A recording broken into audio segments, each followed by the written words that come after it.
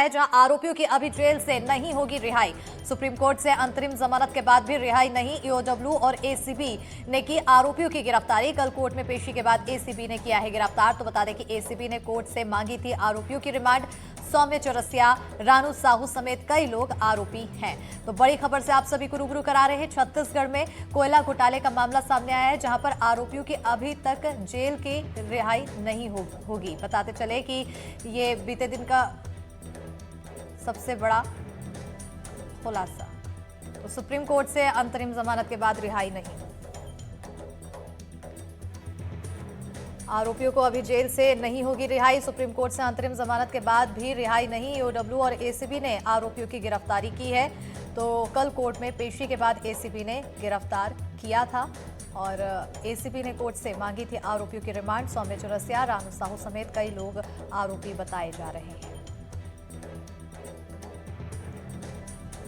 छत्तीसगढ़ में कोयला घोटाले का मामला, आरोपियों की अभी जेल से रिहाई नहीं होने की बात कही जा रही है। सुप्रीम कोर्ट से अंतरिम जमानत के बाद रिहाई नहीं होगी। बता दें कि ईओडब्ल्यू और एसीबी ने आरोपियों की गिरफ्तारी की है। ज्यादा जानकारी के साथ रायपुर सहयोगी जुल्फिकार अली जुड़ चुके हैं। सीधा रुख करेंगे सहयोगी की ओर। जुल्फिकार, क्या है आखिर पूरा मामला? अभी रिहाई को लेकर क्या कुछ बात?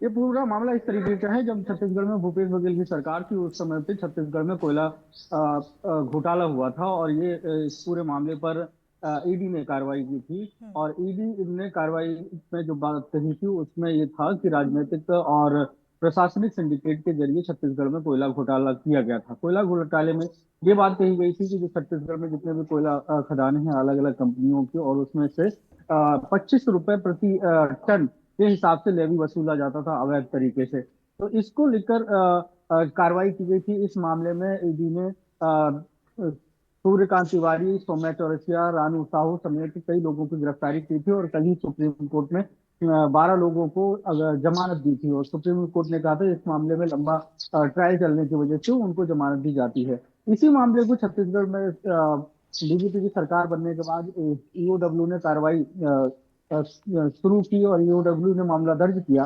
तो ईओडब्ल्यू ने मामला जो दर्ज किया उस मामले में एक हफ्ते पहले प्रोडक्शन वारंट की डिमांड ईओडब्ल्यू और एसीबी ने की थी। लेकिन कल जब सुप्रीम कोर्ट से इस मामले पे जमानत मिली और उसके बाद, क्योंकि वो पहले से ही विशेष अदालत में ईओडब्ल्यू एसीबी ने आवेदन दे रखा था इन दोनों के प्रोडक्शन रिमांड के लिए, ताकि इनसे पूछताछ की जा सके।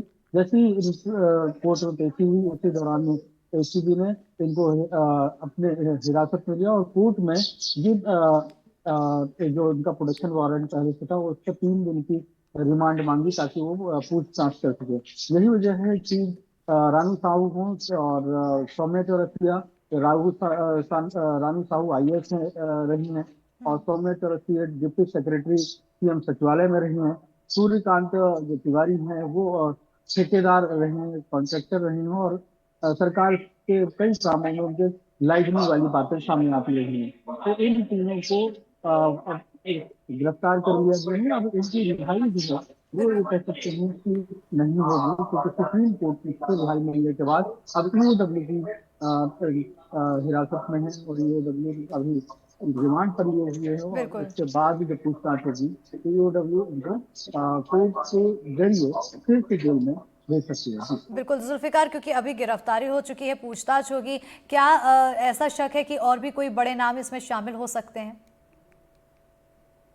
इस पूरे मामले में अगर देखा जाए तो जो कार्रवाई हुई है उसमें कई सारे लोगों की गिरफ्तारियां हुई हैं।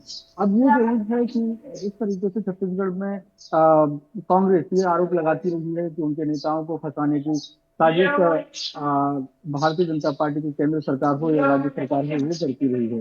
तो इस पे आरोप जरूर लगते हैं, लेकिन इसका अगर देखें तो जिस तरीके से जांच हुई है उस जांच में अभी तक जितने लोगों के नाम सामने आए हैं उसको ईडी ने गिरफ्तार कर लिया था।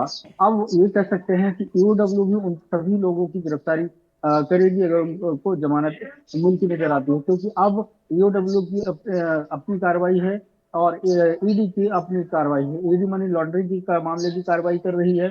तो वही यहाँ पे अगर देखें एसीबी और ईओडब्ल्यू इसमें आर्थिक अनियमितता से लेकर भ्रष्टाचार के जो मामले हैं उसको लेकर जांच कर रही है और कार्रवाई कर रही है।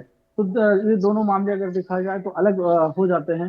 तो मनी लॉन्ड्रिंग पे ईडी की गिरफ्त में थे, और अब जो भ्रष्टाचार है उसको लेकर ईओडब्ल्यू उनको हिरासत में लिए हुए हैं जी। बिल्कुल बिल्कुल, बहुत शुक्रिया जुल्फिकार तमाम जानकारी देने के लिए। तो फिलहाल अब गिरफ्तारी के बाद आगे की पूछताछ में और क्या कुछ खुलासे होते हैं उस पर नजर बनी रहेगी। खबरों